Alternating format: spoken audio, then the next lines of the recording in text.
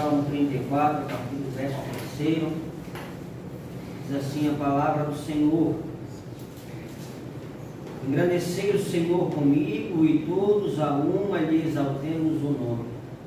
Busquei o Senhor e ele me acolheu, livrou-me de todos os meus temores. Contemplai-os e sereis iluminados, e o vosso rosto jamais sofrerá vexame. Clamou este aflito, o Senhor o ouviu e o livrou de todas as suas tribulações. O anjo do Senhor acampa-se ao redor dos que o temem e os livra. Ó, provai e vede que o Senhor é bom. Bem-aventurado o homem que nele se refugia. Ó, provai e vede como o Senhor é bom. Como o Senhor tem nos abençoado, apesar da nossa fraqueza, apesar das nossas falhas, apesar do pecado que ainda habita no coração de cada um de nós, mas a palavra de Deus, ela nos orienta a clamar. Clamou esse aflito, o Senhor ouviu. Nós somos sim, então, essa noite, incentivados pelo Senhor a colocar o nosso coração diante dele. Colocar o nosso coração e pedir para que ele venha a cada dia transformar as nossas vidas, porque nós sim necessitamos da graça, do amor e também do perdão do Senhor. Eu quero convidar nessa hora nosso irmão presbítero Ari, que estivesse fazendo essa oração de confissão diante do Senhor. Deus nosso Pai, neste momento tão precioso, maravilhoso para nós, estar na tua casa, Senhor, neste domingo, agradecendo, Senhor, a Ti por cada irmão que está presente nessa noite, por cada um que veio na tua casa, Senhor, com o coração aberto para Te engrandecer, para se entregar a Ti, Senhor, para provar e ver que Tu és bom mesmo, Senhor, que Tu tens nos abençoado, nos guardado, tens nos livrado, tens dado a nós tudo aquilo que nós precisamos na face da terra, Senhor, porque sem Tu nada podemos fazer, Senhor Jesus. Nós queremos te agradecer, Senhor, confessar a Ti os nossos pecados, as nossas culpas, confessar a Ti que estamos falhos.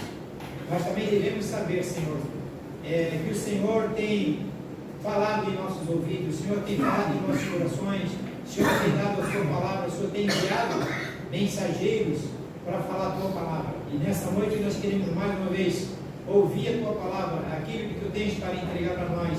Portanto, Senhor, ansia o nosso coração para que ele possa estar disposto a te servir e a obedecer a Ti nos Teus caminhos, Pai, e na Tua palavra de doutrina e de mandamentos maravilhosos como são Teus mandamentos.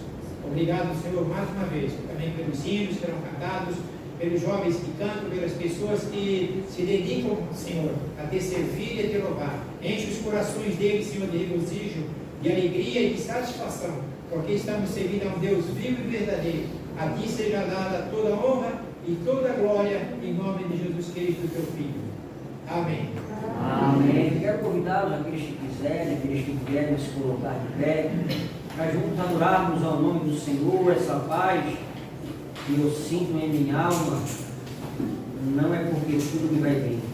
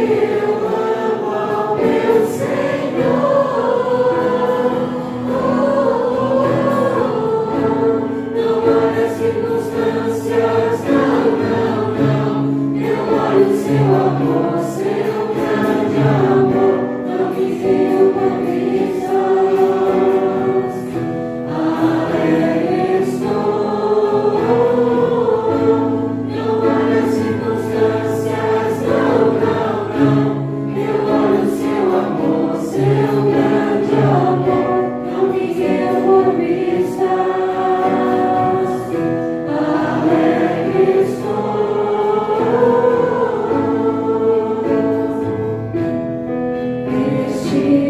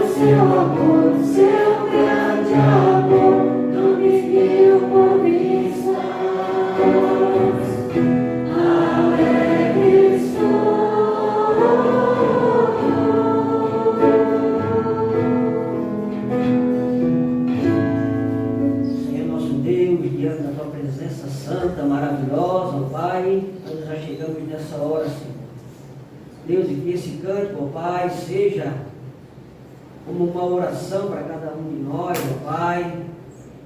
Louvar ao Senhor quando as coisas não vão bem. Louvar ao Senhor, ó Pai, quando as adversidades da vida, e certamente, Pai, sobrevém a vida de cada um de nós, ó Pai. Nos ajuda, Senhor, a olhar além das circunstâncias. Nos ajuda, ó Pai, a olhar diante do Senhor, para que o nosso coração não venha a desfalecer no caminho. Sabemos que somos falhos e fracos diante do Senhor. Temos a tendência, Pai, de quando as coisas apertam, a murmurar. Há muitas vezes, Pai, não confiar que o Senhor há de suprir a nossa necessidade e que o Senhor há de intervir nessa situação que nós estamos enfrentando, mas nos ajuda, Pai, que nós queremos sim louvar ao Senhor verdadeiramente, ó Pai, com o nosso coração. Contempla a vida de cada um de nós nessa noite, ó Pai. Venha fortalecer a vida de cada um dos meus irmãos aqui nessa hora. O Senhor venha receber esses louvores, ó Pai. Nos ajuda que a cada dia a nossa vida seja um louvor agradável diante do Senhor.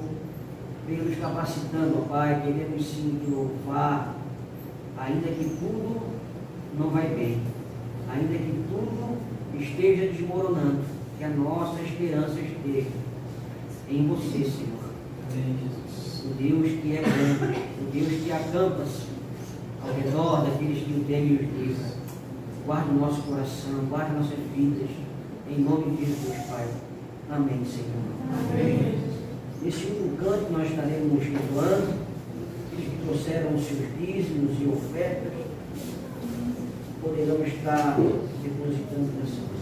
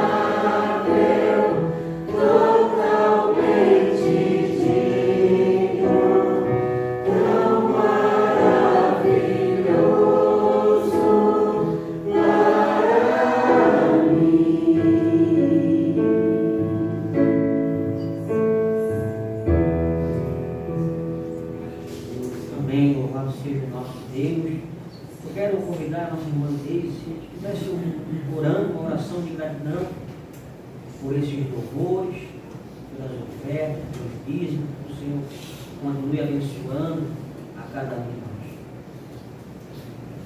Deus, nosso Pai, nós te agradecemos, Senhor, porque se chegamos aqui foi pela tua graça, Senhor, pelo Espírito Santo que nos trouxe, Pai. Sabemos que até que o Senhor tem nos guardado, que o Senhor tem nos abençoado, e nós te agradecemos, Senhor, porque o Senhor tem conservado os nossos empregos, Senhor, e aqueles que ainda não têm, Deus, que o Senhor possa estar abrindo as portas, porque tu és o Deus que abençoa, o Deus que cuida, o Deus que guarda. Nós somos gratos, Senhor, porque também não tem faltado na nossa mesa o pão de cada dia, Senhor. Muito obrigada. E essas ofertas, Senhor, que são entregues a Ti, são de coração, Pai, porque estamos devolvendo aquilo que é Teu, Senhor, que o Senhor nos permitiu, Senhor, viver com aquilo que o Senhor nos abençoou, Deus. Muito obrigada. Muito obrigada por cada família aqui representada, por cada criança que o Senhor abençoou. Muito obrigada pela saúde, Senhor. Muito obrigada também, Deus, porque a gente já passou por situações que o Senhor nos abençoou, com médico, com remédio, Senhor. Muito obrigada. Tu és o Deus mesmo que salva, o Deus que cura, o Deus que guarda, o Deus que livra, e nós somos gratos, Pai. Recebe mesmo, Senhor, o nosso louvor de gratidão, Pai, o nosso culto de gratidão a Ti, Senhor. Abençoa cada família de Deus. É em nome de Jesus que nós te agradecemos, Senhor. Pedimos a Tua graça, porque somos necessitados de Ti. Em nome de Jesus. Amém. Eu quero chamar as crianças aqui na frente.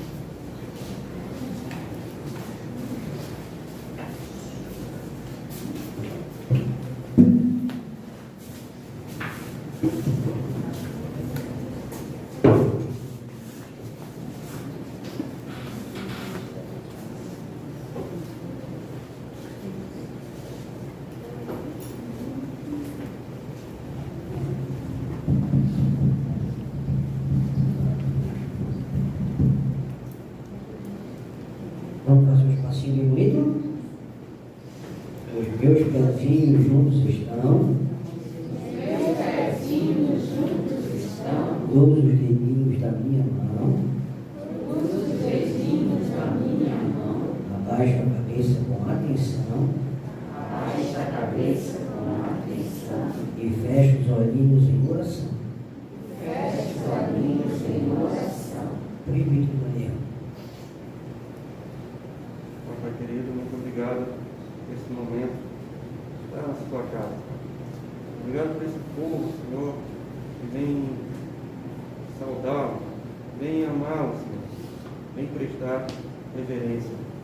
Essas crianças que o Senhor nos dá, com muita alegria nós recebemos, Senhor, para estar falando sobre a sua mensagem. Ó Pai, obrigado por tudo, Senhor, que tem nos dado. Nós temos a agradecer a sua presença. Nós temos a agradecer as suas maravilhas, Senhor. Por muito alegria que nós reclamamos. Muito obrigado, Pai. Amém. Amém. Então, vamos se assentar.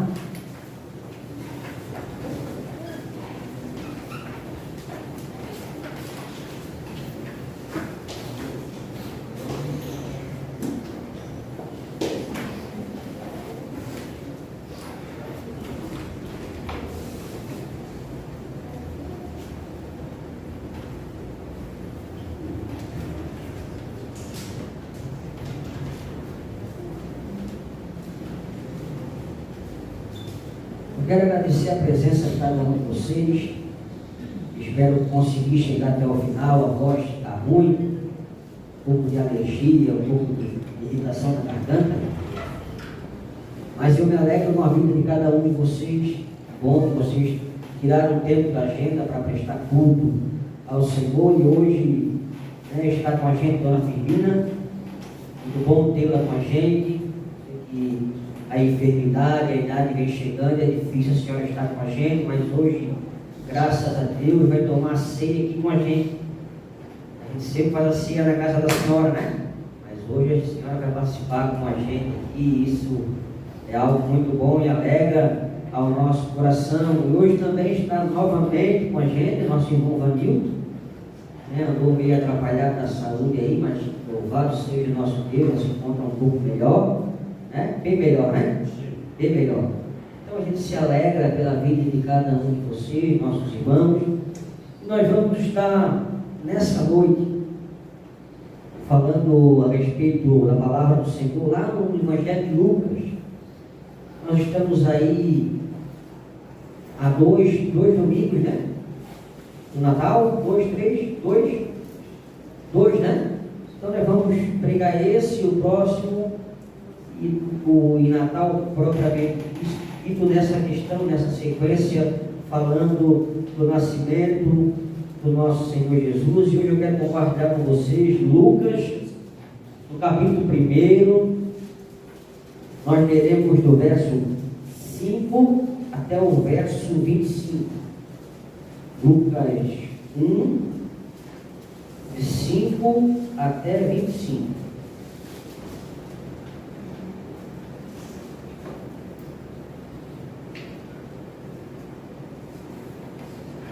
Todos acharam? Nos dias de Herodes, rei da Judéia, houve um sacerdote chamado Zacarias, do turno de Abias. Sua mulher era das filhas de Arão, que se chamava Isabel. Ambos eram justos diante de Deus, vivendo irrepreensivelmente em todos os preceitos e mandamentos do Senhor. Não tinham filhos, porque Isabel era estéril, sendo eles avançados em dias. Ora, aconteceu que, exercendo ele diante de Deus o sacerdócio, na ordem do seu turno, coube-lhe por sorte, segundo o costume sacerdotal, entrar no santuário do Senhor para queimar o incenso. E durante esse tempo, toda a multidão do povo permanecia na parte de fora orando. E eis que lhe apareceu um anjo do Senhor em pé, à direita do altar do incenso. Vendo-o, Zacarias turbou-se e apoderou-se dele o temor.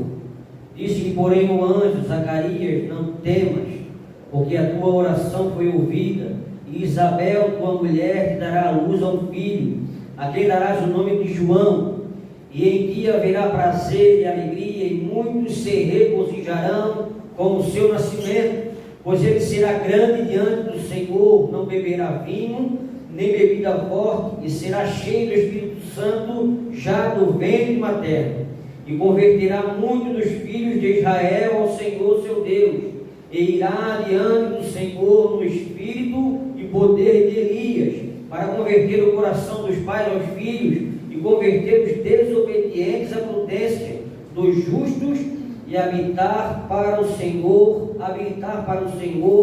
um povo preparado. Então perguntou Zacarias ao anjo: como saberei isto? Pois eu sou velho e minha mulher avançada em dias. Respondeu-lhe o anjo: eu sou Gabriel, que assiste diante de Deus, e fui enviado para falar-te e trazer-te estas boas novas. Todavia ficarás mudo e não poderás falar até o dia em que estas coisas venham a realizar-se, porquanto não acreditaste nas minhas palavras, as quais ao seu tempo se cumprirão.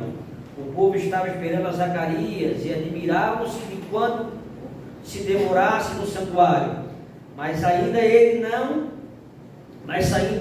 não lhes podia falar. Então entenderam que tiveram uma visão do santuário, e expressava-se por acenos e permanecia mudo. Sucedeu que, terminados os dias de seu ministério, voltou para casa. Passados esses dias, Isabel, sua mulher, concebeu e ocultou-se por 5 meses, dizendo: assim me fez o Senhor, contemplando-me para anular o meu opróbrio perante os homens. Vamos orar. Deus Santo, diante da Tua palavra, lida nessa hora, a nossa oração é que o Senhor venha, Pai, encher o nosso coração com graça, Pai, que o nosso coração, ó Pai, seja nessa noite um terreno fértil, para que nós possamos, ó Pai, ser a Tua palavra edificado, Senhor. Venha iluminar a nossa mente, o nosso coração, ó Pai, tirar toda distração, tudo que não procede do Senhor. Contempla cada um dos meus irmãos, tudo aquilo que tem, ó Pai, perturbado o nosso coração, seja cativo a Tua palavra, que possa ir aos pés de Cristo, e que o nosso coração e a nossa mente estejam nessa noite atentos para recebermos a Tua palavra, Pai. A nossa oração em nome do Senhor Jesus. Amém, amém.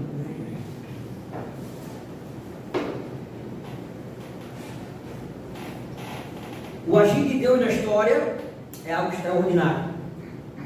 Quando Deus ele resolve intervir na história, coisas grandiosas acontecem. É quando nossos primeiros pais, Adão e Eva, pecaram lá no jardim, Deus já tinha um plano em vista para redimir a humanidade.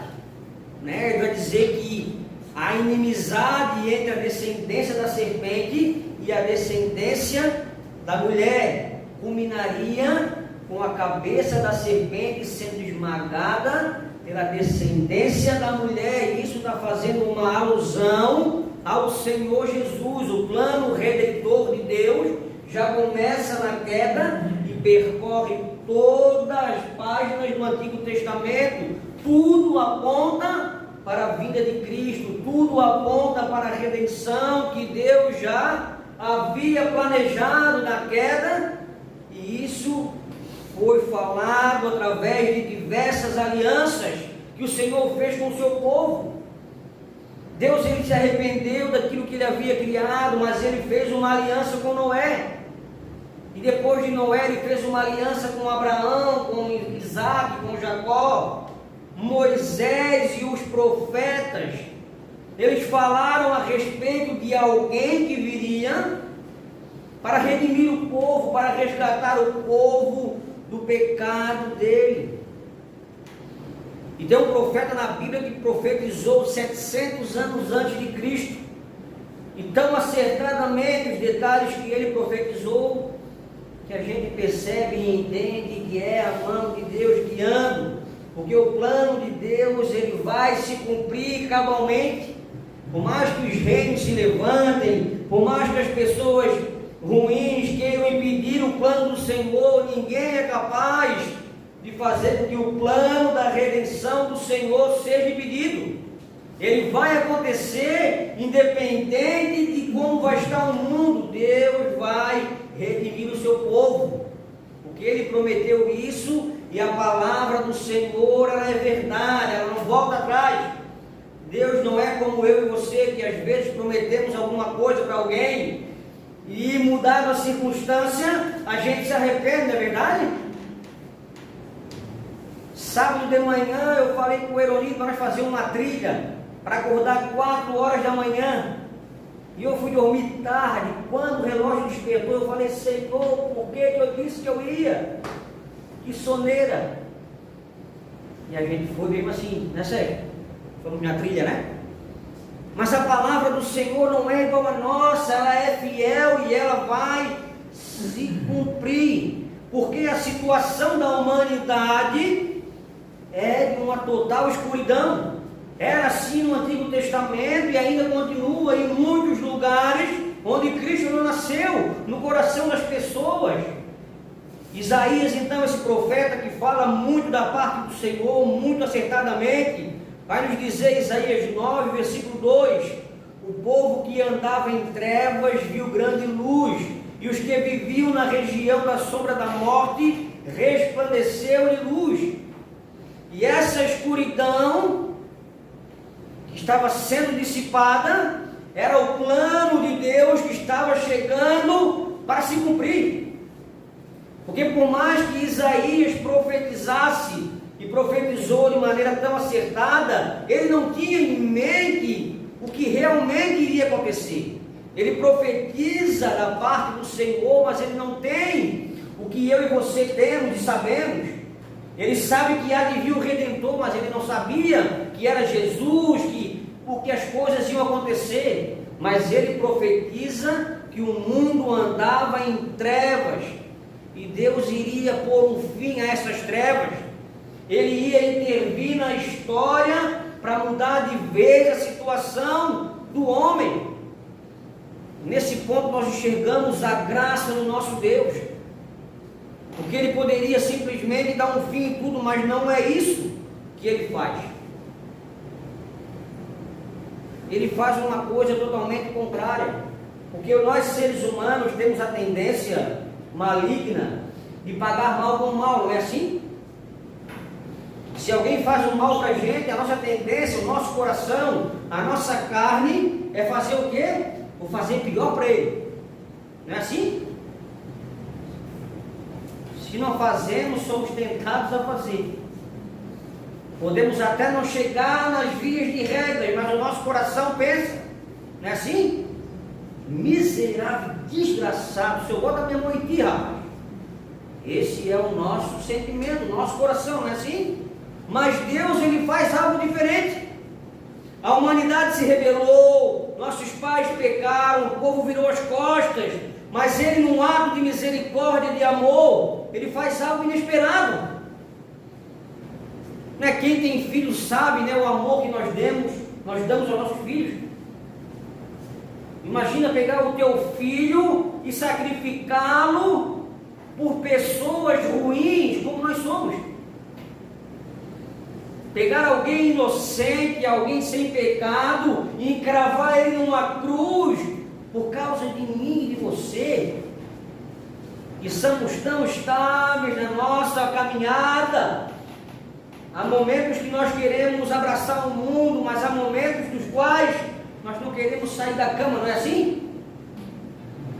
Há momentos que uma raiva, uma angústia se apodera do nosso coração. E se a gente tivesse um revólver na mão, a gente eliminaria todos que viessem na nossa frente, não é assim? Ou só é eu que penso essas coisas? Esse é o nosso sentimento, mas Deus, Ele faz algo inesperado. Porque quando a gente faz algo de errado, a gente já espera o castigo, não é assim? E aqui Deus, Ele faz totalmente ao contrário. Isaías 9, versículo 6. Porque um menino nos nasceu, um filho se nos deu, o governo está sobre os seus ombros, e o seu nome será maravilhoso conselheiro, Deus forte, Pai da eternidade e príncipe da paz. Ele está profetizando a respeito de Jesus, o escape, o plano de Deus para a redenção tem um nome. O Redentor tem um nome, e esse nome é Jesus, esse menino do qual nós vamos comemorar o nascimento. Né? Esse plano que Deus, Ele fez ali quando a serpente enganou Adão e Eva, que Ele falou que esmagaria a cabeça da serpente. Esse plano, então, ele está prestes a acontecer. Deus, ao enviar o seu Filho à humanidade, mas para que isso acontecesse, alguém teria que vir antes dele, alguém teria que preparar o caminho, alguém teria que preparar os corações. E Malaquias, então, perdão, meus irmãos, Isaías reforçando essa ideia de que nós deveríamos morrer, de que nós não merecíamos essa reconciliação.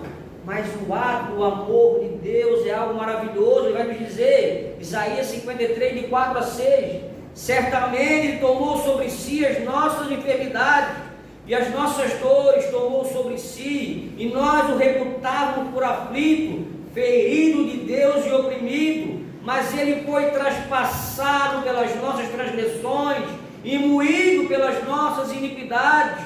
O castigo que nos traz a paz estava sobre Ele, e por suas pisaduras fomos sarados.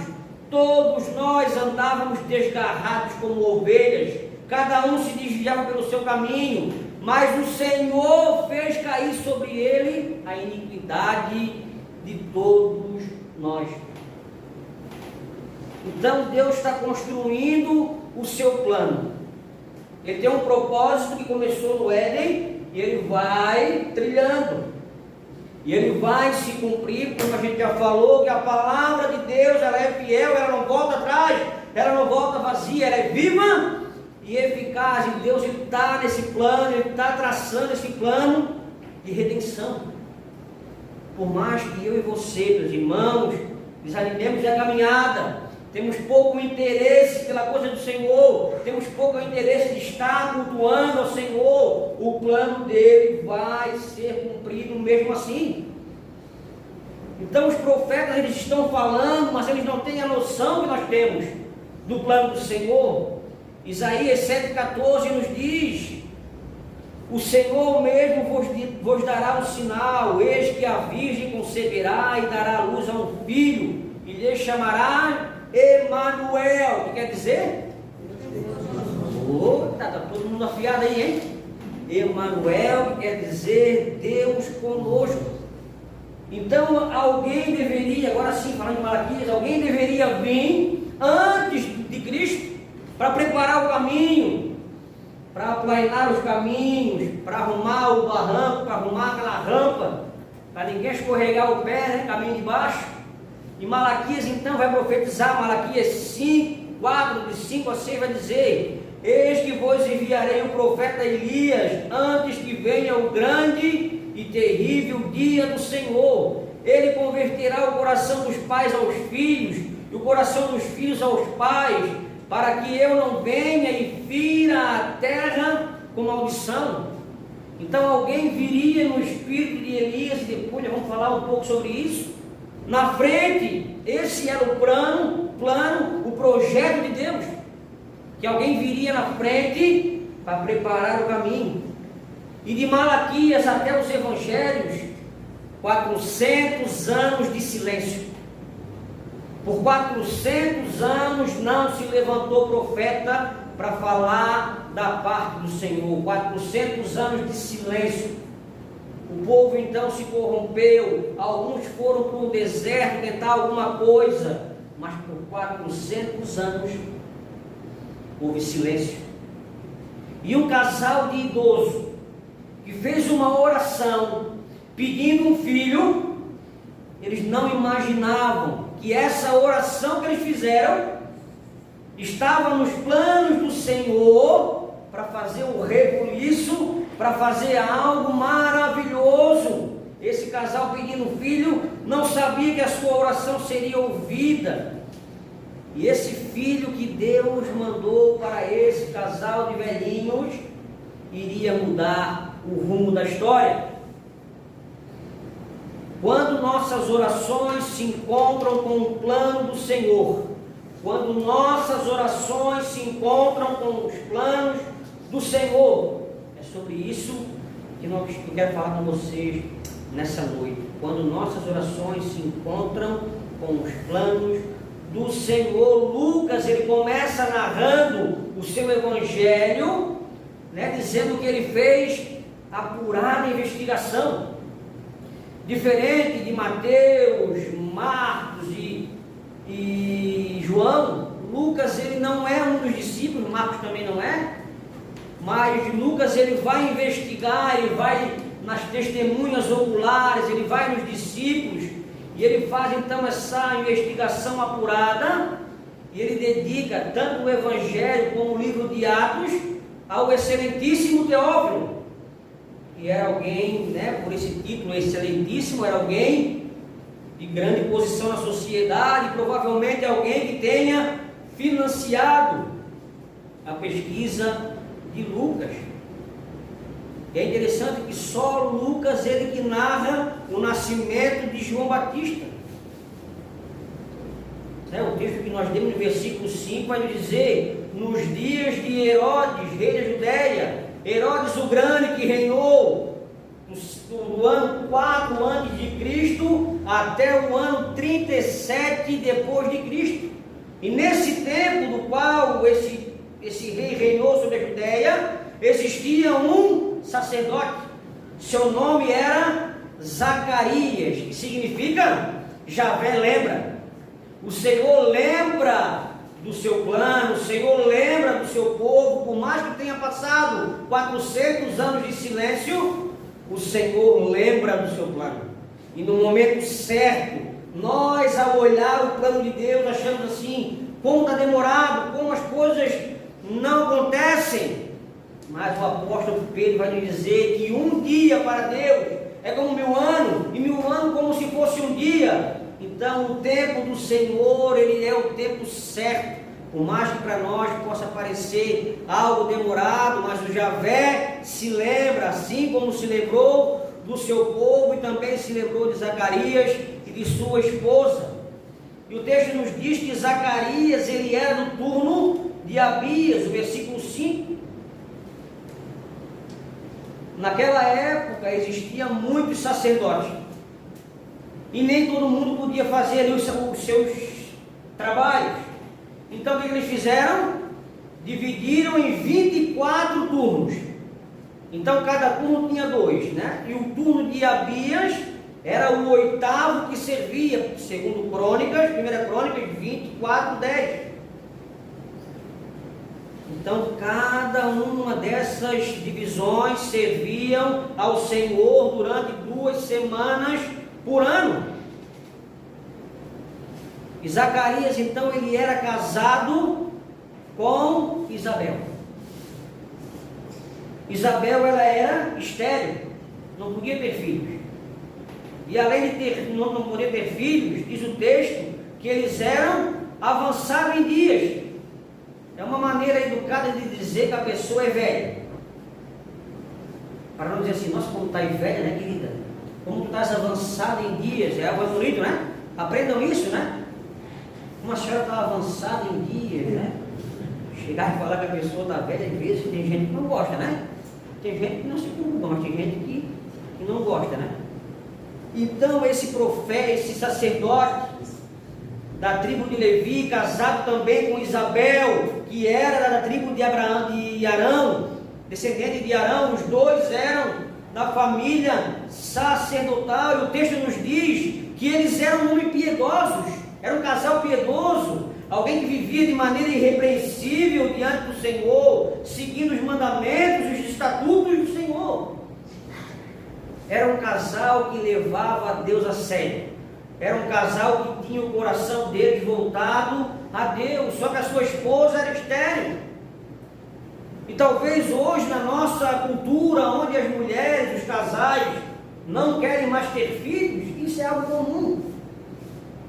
Mas numa cultura onde a principal atividade era a agricultura e se precisava de muitas pessoas para ajudar, o ter muitos filhos era um status social e também uma ajuda. Não bastasse essa falta de ajuda que os filhos dariam a eles, a sociedade via isso como algo, um castigo da parte de Deus. Ó, o Senhor cerrou a madre porque ela é pecadora, porque ela está em pecado, porque isso é uma desaprovação divina. Mas esse não é o caso de Isabel. Ela não está cometendo nenhum pecado. E todas as mulheres estéreis na Bíblia, que foram depois de certa idade, foram abençoadas por Deus e deram à luz, as pessoas das quais elas deram à luz foram homens que foram usados pelo Senhor. Vemos isso com Sara, vemos isso com Ana, que era estéril, do Samuel, que nós voltaremos a pregar em Samuel, se Deus quiser. Vemos isso também na mãe de Sansão, que era estéril e deu à luz, e alguém que foi usado por Deus. Mas esse não era o caso de Isabel. Isabel não estava em pecado, Deus não estava desgostoso da vida dela. E eles oram a Deus. Esse casal, ele ora a Deus e ele bota a sua vida diante do Senhor. Eles querem ter um filho. Eles querem ter um filho. Essa é a oração deles, essa é a angústia da alma deles, esse é o desejo do coração dele, assim como nós temos os nossos.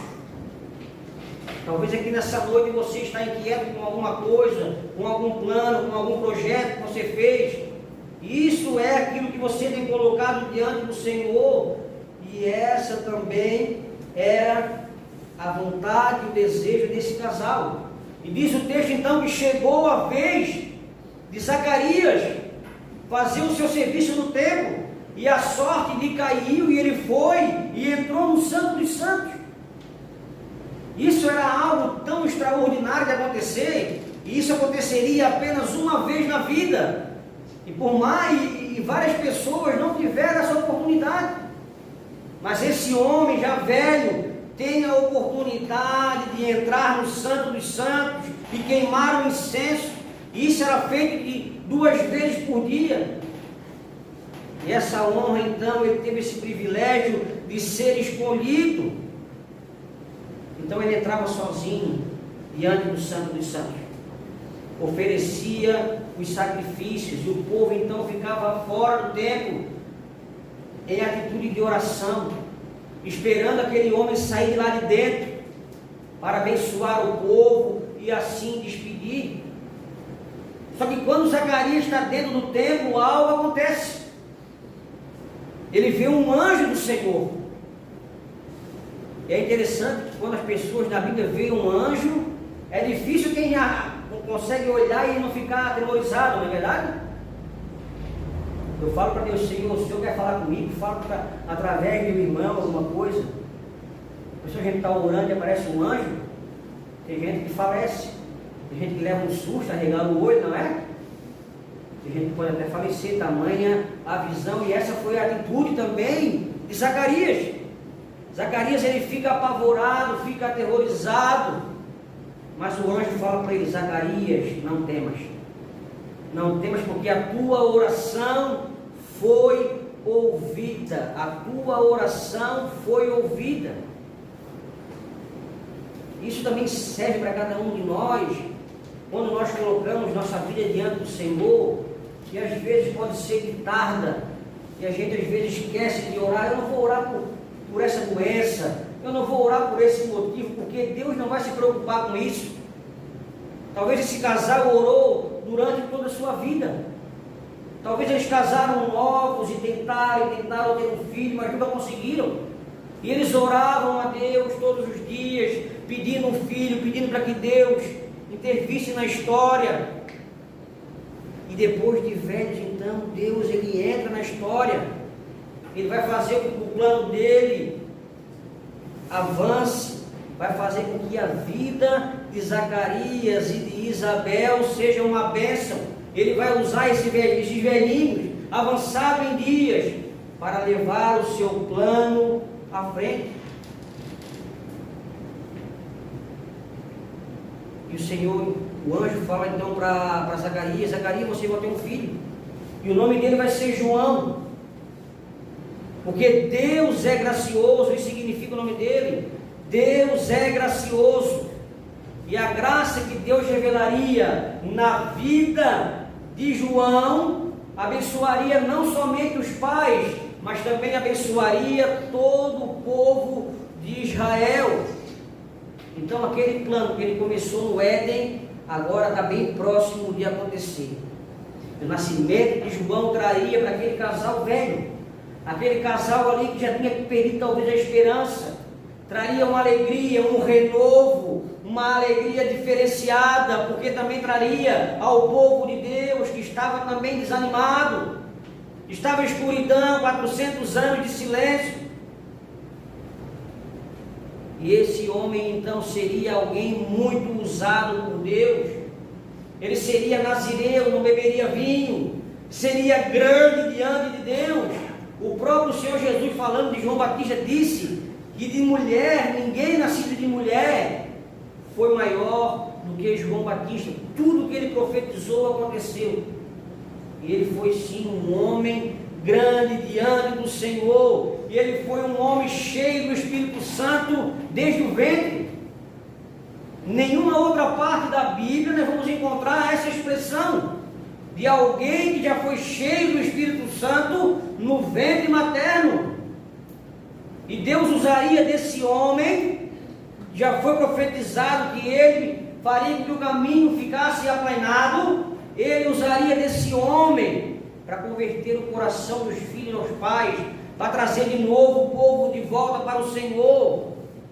e ele iria diante do Senhor no espírito de Elias, porque Elias era alguém que tinha total confiança na palavra do Senhor, era alguém destemido, era alguém que não negociava princípios. Ele não se prostrou diante de Baal, ele foi contra o rei, ele foi firme naquilo que ele acreditava, e assim também foi João Batista. Quando os fariseus, os religiosos, foram ao Jordão se batizar, o que ele fala para eles? Raça de quê? Raça de víboras. Quem vos induziu a fugir da ira vindoura? Vão e produzem frutos dignos de arrependimento.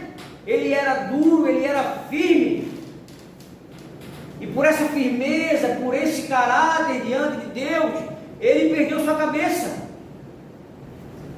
Herodias, mulher de Filipe, irmão de Herodes.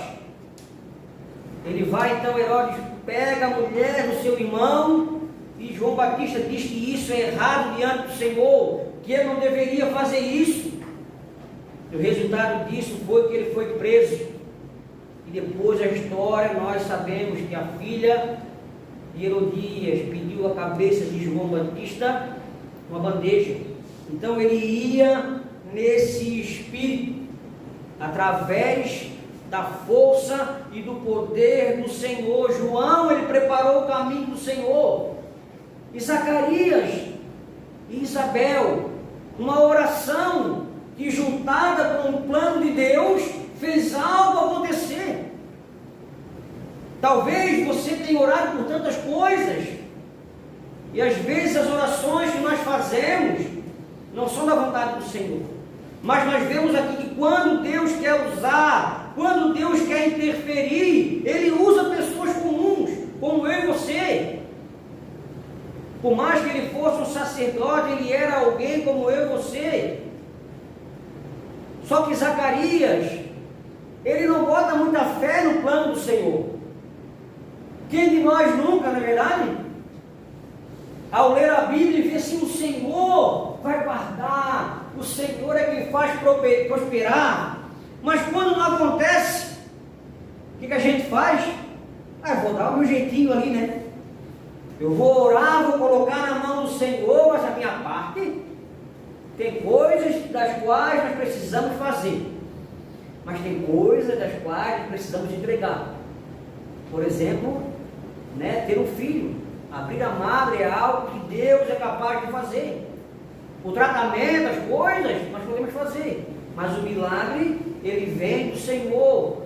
Mas Zacarias ficou temeroso, mas como que isso pode acontecer? Já sou velho, minha esposa também é velha. Lembra de alguém da Bíblia que já falou assim, não? Quem? Sara e Abraão. E a Sara foi além. Quando o anjo disse assim, você, vou ter um filho. Abraão, quase 100 anos, Sara também perto disso. E a Sara vai dar uma risadinha dentro da tenda. Pegaram a risadinha da Sara.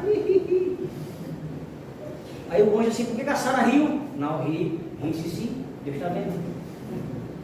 O nome do filho da Sara é Isaac, que significa?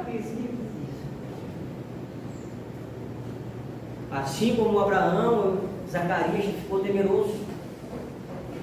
E Deus, ele é tão misericordioso, ele é tão bondoso, que ele poderia simplesmente exterminar Zacarias dentro. Talvez se nós fôssemos o anjo do Senhor, né?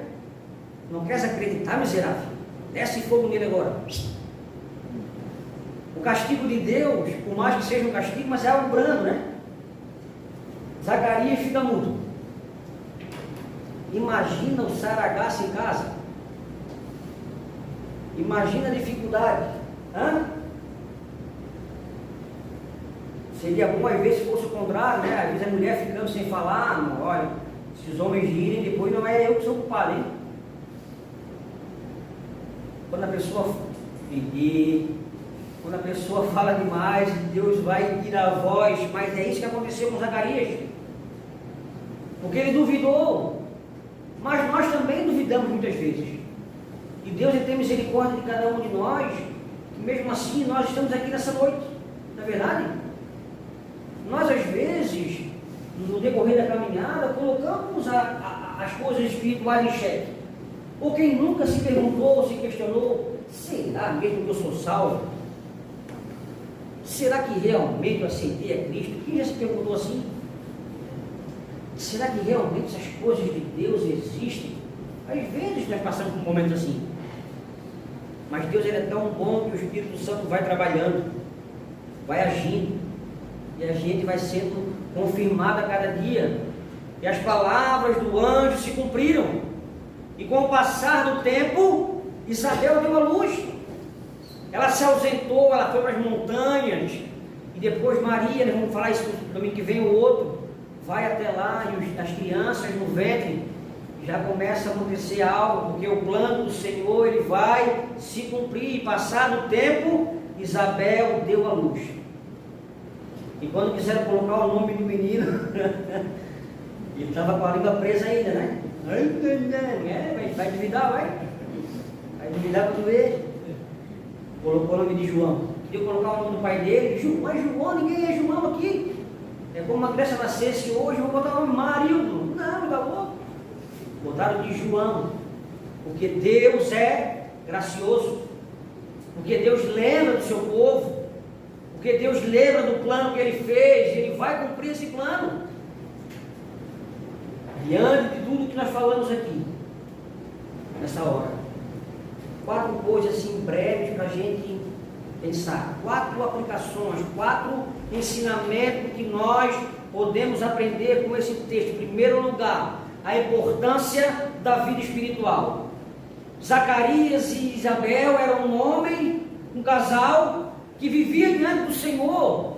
Ora, uma pessoa que é chamada por Deus com uma vida irrepreensível era alguém que realmente buscava Deus. Eles não eram sem pecados, porque sem pecado somente Jesus, mas eram um homem e uma mulher tementes a Deus. E isso faz toda a diferença na nossa caminhada cristã, né? Quando nós buscamos das coisas de Deus, quando nós levamos Deus a sério, né? Zacarias e Isabel eram aquelas pessoas que levavam Deus a sério.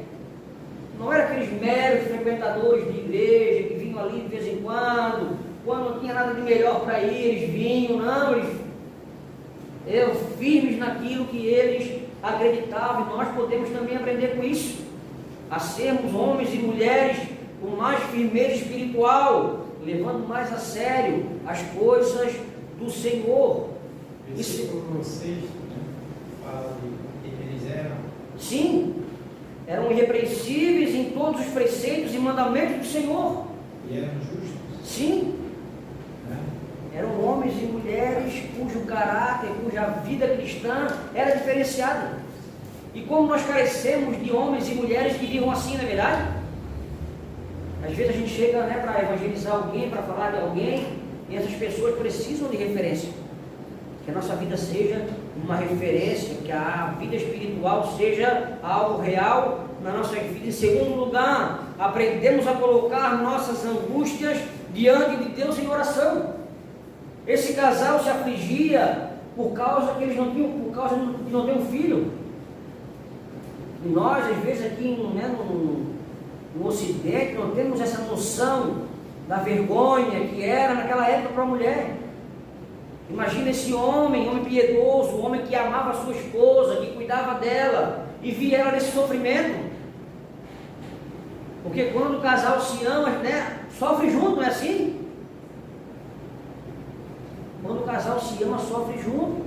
E esse homem, então, essa mulher, eles colocam diante de Deus aquilo que lhe traz angústia. Eles queriam ter um filho e oraram a Deus para isso. Nós sabemos que nem todas as orações que nós faremos serão respondidas. Mas todas as vezes que nós oramos, nós nos aproximamos do Senhor. E quanto mais nós nos aproximamos do Senhor, mais a nossa oração vai ser de acordo com a vontade dEle. 1 João 5,14 nos diz dessa confiança que temos para com Ele. Se pedimos alguma coisa segundo a sua vontade, Ele nos ouve. E o que tem sido ensinado hoje, o que tem sido orado, né, nesse tempo de tanta individualidade, é a tua bênção, é o teu milagre, é a tua hora, é o teu projeto. As orações, Senhor, me abençoa, Senhor, eu quero, Senhor, eu quero. Esse tipo de oração é uma oração tão infeliz, tão mesquinha. A resposta da oração deu alegria a Zacarias, mas também deu esperança ao povo. A vida de João Batista deu alegria ao seu pai e à sua mãe, mas também trouxe alento e abençoou o povo de Israel. Que os nossos pedidos sim sejam para nós, mas também para abençoar os outros. Pedir para que a vontade de Deus seja feita, para que o reino avance. Terceiro lugar, aprendemos a ser instrumentos na mão do Senhor. João foi usado para reconciliar Israel com o seu povo, com Deus. Depois de 400 anos de silêncio, Deus ele levanta João. E João então ele prega sobre o arrependimento, ele prega sobre o voltar-se para Deus, ele prega que o povo deveria se arrepender, porque é chegado o reino de Deus. E esse também é o contexto da igreja, é a missão da igreja. 2 Coríntios 5,19 diz que o ministério da reconciliação foi dado à igreja. Isso significa que aqueles que foram salvos por Cristo têm a tarefa, têm a missão de levar o perdão e a reconciliação àqueles que estão perdidos. Se você foi salvo por Cristo nessa noite, se você tem esse entendimento, você é alguém que é enviado, missionário. Falávamos isso ontem na reunião do conselho. Quarto e último lugar, aprendemos com Zacarias que não devemos duvidar das palavras do Senhor. Zacarias ele achou que era impossível, assim como Abraão também achou que era impossível ter um filho. Nós vimos também Tomé, quando o Senhor aparece, ressurrega os discípulos, Tomé não está presente. Tomé assim, o quê? Se eu não colocar o dedo aqui na ferida, botar a mão aqui nos quartos dele, eu não acredito. Passado um tempo o Senhor apareceu, quando Tomé olha, meu Senhor e meu Deus, aleluia. Cristo olha para ele e fala, porque tu visse, tu cresce, Tomé? Bem-aventurados que não viram e creram. Nós somos bem-aventurados porque nós não vimos, mas cremos no poder de Deus, cremos no propósito do Senhor, cremos que Deus está cumprindo o seu plano, cremos que a consumação dos séculos virá, cremos que nós iremos morar com Jesus, cremos que seremos totalmente resgatados e apresentados diante de Deus. Nós estamos diante da mesa do Senhor, a mesa que nos diz que esse sacrifício nos reconcilia. Aí está a consumação do plano, o sacrifício perfeito de Jesus. Eu quero te convidar nessa hora a se preparar para participar dessa mesa, desse plano, desse projeto, das orações de um casal, ao cumprimento da profecia. É bênção, é graça, é maravilha que Deus nos dá. Amém. Amém. Vamos preparar para a ceia do Senhor?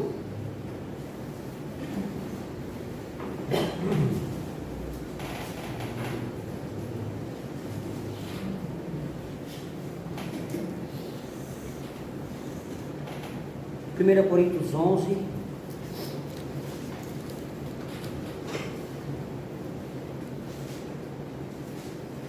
A partir do verso 23.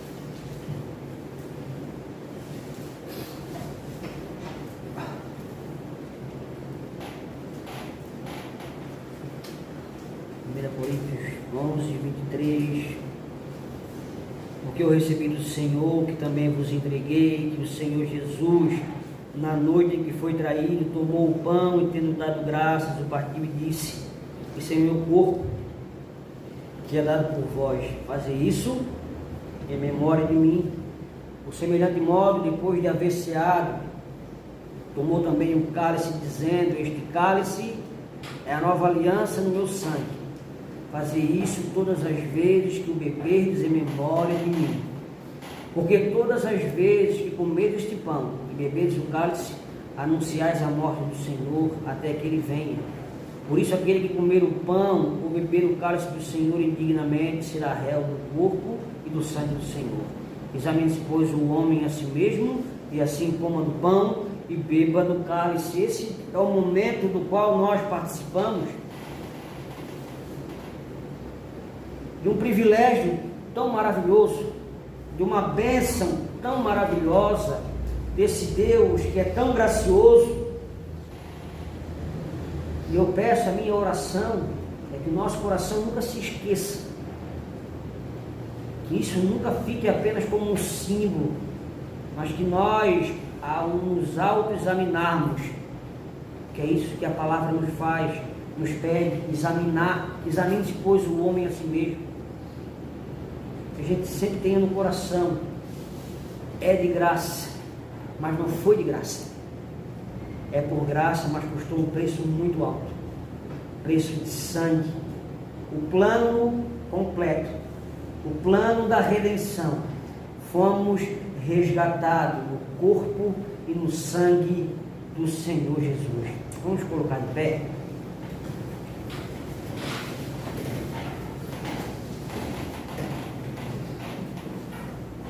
Vamos estar orando nesse momento. Sagrando assim os elementos. Senhor nosso Deus e Pai, diante da mesa do Senhor, nós queremos te agradecer, Pai, pelo teu sacrifício, pelo plano do Senhor, pela fidelidade da tua palavra, porque o Senhor é fiel à tua palavra. O Senhor disse que resgataria o seu povo, e o Senhor fez isso de maneira definitiva na cruz de Cristo. O sacrifício da nova, da eterna aliança. Não precisamos mais fazer sacrifício nenhum. O teu sangue derramado, o teu corpo transpassado nos reconciliou com Deus, e nós nessa noite, ó Pai, nos alegramos diante da tua bondade, diante da tua majestade, ó Pai, porque o Senhor é um Deus misericordioso, ó Pai. Qual dos seres humanos, Senhor, que agiria como o Senhor? Nenhum, Pai. Mas pelo teu amor, teu sangue foi derramado. Nós apresentamos esses elementos diante do Senhor. Consagra, Pai, em nome de Jesus. Amém, Senhor. Quero convidar aqueles que irão participar da ceia a permanecer de pé. Quero convidar os presbíteros aqui na frente, nosso irmão Daniel, presbítero Clarim.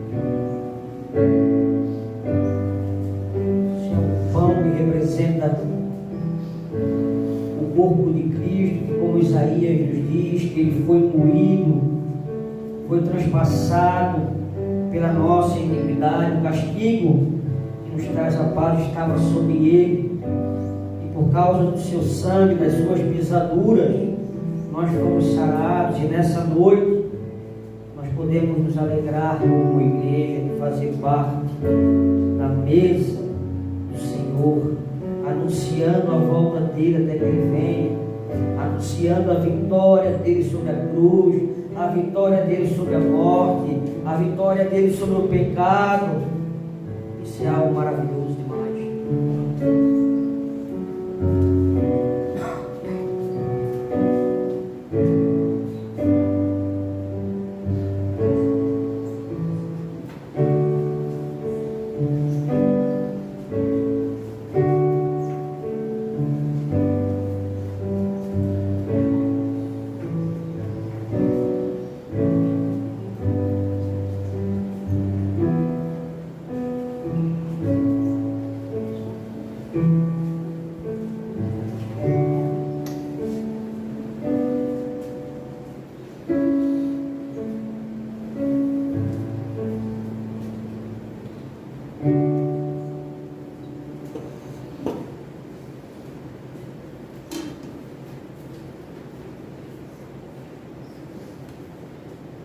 Isso é meu corpo, disse o Senhor Jesus. Comamos todos.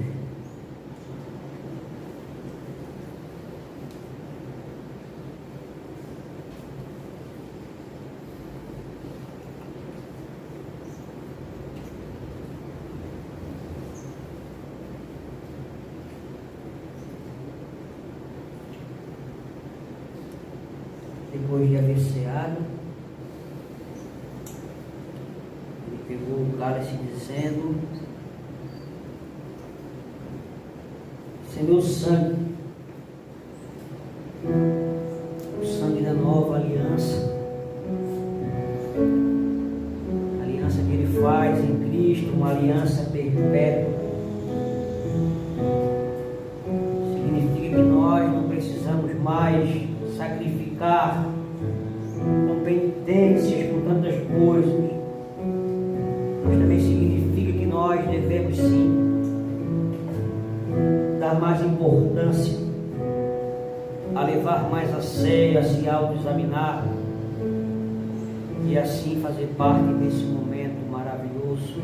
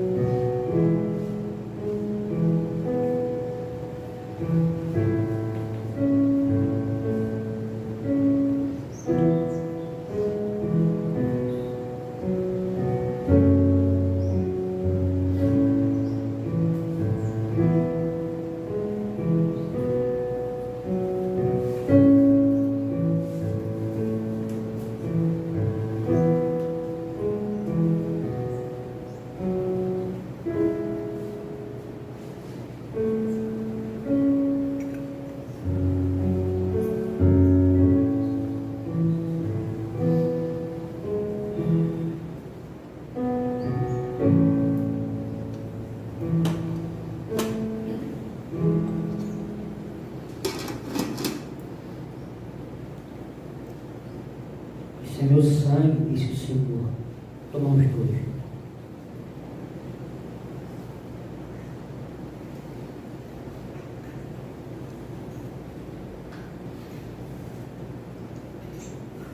Essa palavra, depois eles cearam, eles cantaram o hino. Enquanto os presbíteros servem, as professoras, nós vamos estar louvando ao Senhor nessa hora.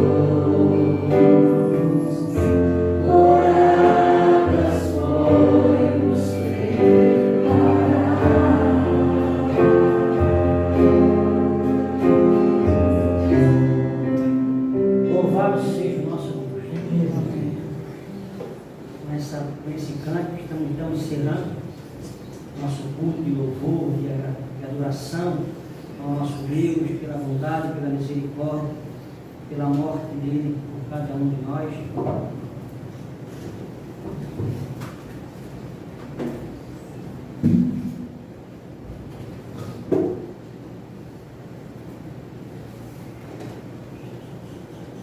Vamos estar orando e depois recebendo a bênção do Senhor. Deus Santo, obrigado por cada um de nós aqui nessa noite, pela tua palavra.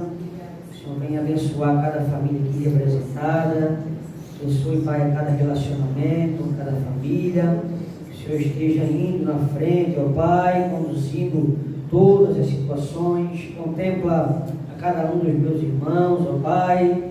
Possamos sim, ó Pai, colocar diante do Senhor nossas angústias, nossa vida na Tua presença, que possamos ser instrumentos do Senhor e que acima de tudo, Pai, não venhamos a duvidar do Teu poder, a duvidar que o Senhor é quem conduz, que o Senhor é o mesmo ontem, hoje e será eternamente. Pai, guarda a Tua igreja, guarda essa comunidade, que o Teu reino cresça, que o Teu reino avance, para a honra e glória do Teu santo e bendito nome, o nome do Senhor Jesus. Irmãos, receber a bênção, que a graça do nosso Senhor e Salvador Jesus Cristo, que o amor de Deus, nosso eterno, amoroso, compassivo Pai, a comunhão e a consolação do Divino Espírito Santo esteja sobre cada um de vocês, a Igreja de Cristo espalhada sobre a terra, hoje para todos sempre. Amém e amém.